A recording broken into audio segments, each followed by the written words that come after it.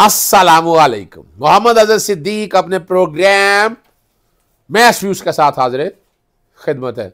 चीजें बहुत तेजी से तब्दील हो रही हैं और याद रखिएगा, मैं एक फिर बताता जाऊं, इतना आसान काम नहीं है। यानी अभी भी पकड़ दकड़ जारी है, लोगों को दीवारों के साथ लगाया जा रहा है, वफादारियां तब्दील की जा रही हैं, इससे भी कोई फर्क नहीं पड़ना। मैं फिर बता दूं, बेवकूफ हैं या चालाक हैं या अक्लमंद हैं, क्या कहें, अच्छा ले जाओ भाई, वहां और उम्मीदवार भी तो है ना। यानी कई ऐसे हैं जो बिक रहे हैं या बेचे जा रहे हैं। ये मैंने खबरदार पहले ही कर दिया था आपको कि जब आजाद खड़ा करेंगे तो ये बैठ जाएंगे। ये आप मेरे पुराने प्रोग्राम देख लीजिएगा, मैंने बड़ी वजाहत के साथ बात कही थी कि आप जिसको टिकट देंगे ना आजाद को, तो कल ये टिकट बेचता है। टिकट बेचने से मुराद है बैठ जाए कि मैं हक में दस्तबरदार हो गया हूं पैसे लेके। और ये भी चंद मिसालें और आनी हैं, तो इसलिए ध्यान रखना है। जो टिकटें होंगी, मैंने पीटीआई मेरे जो कोर कमेटी है उससे भी गुजारिश है कि अभी टिकटें गैर हतमी रखिएगा, अभी गैर हतमी रखिएगा। ये कुछ दिनों के अंदर जिसने बिकना बुकना आगे जाना चले जाए, वो कचरा भी साफ हो जाए और आपको बड़ा खुला मौका मिल जाए कि ईमानदार लोग आगे आ सकें। और पूरा डेटा मॉनिटरिंग रखिएगा। आपको देखिए, वफाकी सतह के ऊपर एक इलेक्शन कमेटी आपको बहाल करनी है, सूबाई सतह के ऊपर, जिले की सतह के ऊपर, तहसील की सतह के ऊपर, टाउन की सतह के ऊपर और फिर गली मोहल्ले की सतह के ऊपर। ये आगे समझ में बात आपको।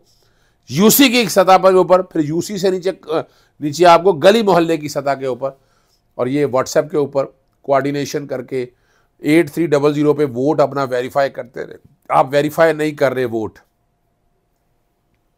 हर हालत में कास्ट करना है। मैंने ये ट्वीट भी किया था, हर हालत में कास्ट करना है। चलें, 8 जो फरवरी इसमें इलेक्शन में वो बड़े मज़ेदार से हक़ाइक़ में भी आपके सामने रखूँगा। मैं सबसे ज़्यादा उम्मीदवार तो मैंने आपको बता चुका हूँ, वो मैंने ट्वीट भी कर दिया था।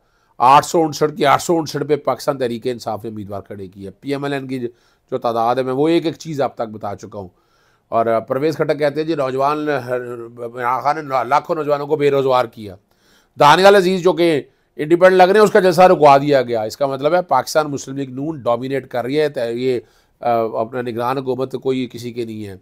और जैसे मैंने शुरू में कहा कि PTI के टिकट होल्डर लाहौर और गुजरात से गिरफ्तार, और पाकिस्तान और ईरान में कशीदगी छोटी सी गुफ्तगू मैं कोशिश करूँगा।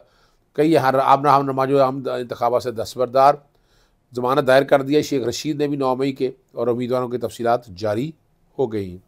सबसे पहले जिस पे मैंने गुफ्तगू करनी है वो है 8 फरवरी को होने वाली सिलेक्शन में सबसे ज़्यादा उम्मीदवार जो है ना आज़ाद हैं। कुल 17,800 डाटा मेरे पास शेयर हुआ है आज़ाद उम्मीदवार, उसमें से 11,785 हैं।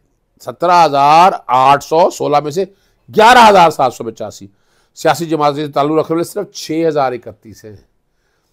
859 सीटों में पाकिस्तान तहरीक इंसाफ के हैं और 800 गालिबन 16 के करीब हैं PMLN। और डिटेल में बता चुका हूँ आपको।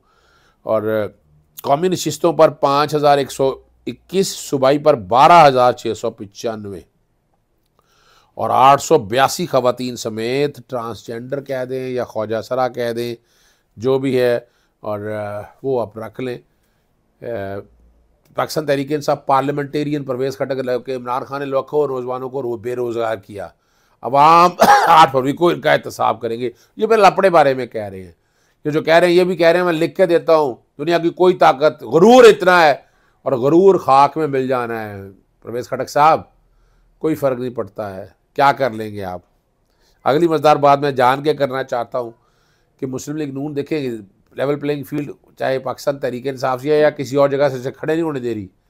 जलसा रुकवा दिया है किसका? दानियाल अजीज़ का। कुर्सियाँ उठवाकर लाइटें बंद कर दी, उन्होंने कहा जी इजाज़त नहीं ली गई है। अमन अमन की सूरत हाल के पेश नज़र इंतखाबी जलसे के लिए कोई ज़रूरत नहीं है। ये इलेक्शन कमीशन को इस पर एक्शन लेना चाहिए, बात आनी चाहिए। मैं ये नहीं बात कह रहा, मेरा कोई ताल्लुक नहीं है। आई डोंट लाइक दानियाल अजीज़। तौहीन अदालत में इसको सज़ा हुई थी इस आदमी को। और खबर मिलने पर दानियाल अजीज़ मौके पर पहुँचे उन्होंने, और यह कि हम कल इजाज़त लेकर दोबारा जलसा करेंगे। ये मुझे नहीं समझ से बाहर है। इलेक्शन के दिनों में इजाज़त की क्या ज़रूरत है? इलेक्शन कमीशन को इस पर एक्शन लेना चाहिए। पंजाब असम्बली के नशिस्त PP 166 से PTI के टिकट होल्डर खालिद गुजर को गिरफ्तार कर लिया गया जी लाहौर से। और मुदस्सर मचियाना के डेरे पर छापेगा, आपको ज़रा पता है, पहले बता चुका हूँ, 18 अफराद को गिरफ्तार कर लिया गया है। इलावा जी जो सबसे अहम खबर है, हाँ जो है ना जी, पाकिस्तान तहरीक इंसाफ के हमारे शाह पीर इकबाल शाह गग्गा जो है इकबाल शाह साहब जो हैं वो जहांगीर तरीन के हक़ में दस्तबरदार हो गए। अब जहांगीर तरीन और सदीक बलोच पाकिस्तान तहरीक इंसाफ से 1-1 मुकाबला होगा, और सदीक बलोच से मुकाबला होगा 1-1। और हमारे याफ्ता जो है ना पीर इकबाल शाह, इसी तरह उनके एक और पीर अरशद अली शाह साहब भी हैं, वो पाकिस्तान पीपल्स पार्टी के सूबाई असम्बली के उम्मीदवार हैं, और वो